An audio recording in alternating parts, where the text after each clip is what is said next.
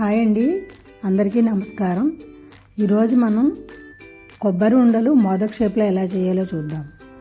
ముందుగా మూకుడు పెట్టుకుని స్టవ్ వెలిగించి అది వేడెక్కిన తర్వాత 1 స్పూను నెయ్యి వేసుకుందాం. అందులోనే 1 కప్పు కొబ్బరి తురుము వేసుకుందాము. ఇది కొంచెం వేగిన తర్వాత దీనిలో 1/4 కప్పు వరకు బెల్లం తురుము వేసుకుందాం.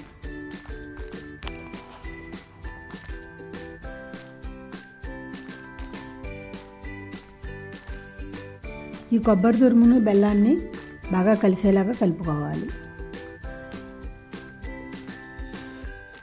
ఈ విధంగా కొంచెం దగ్గర పడిన తర్వాత ఇందులో కొంచెం యాలకుల పొడి వేసుకుందాం.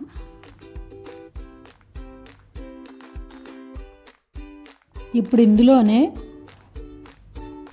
1/4 కప్పు మిల్క్ పౌడర్ని వేసుకుందాం.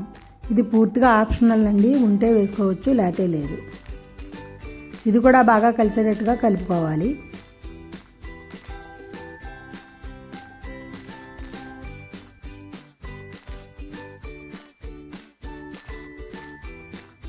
ఇప్పుడు ఇందులో ముందుగా వేయించి పెట్టుకున్న నువ్వులను వేసి కలుపుకోవాలి.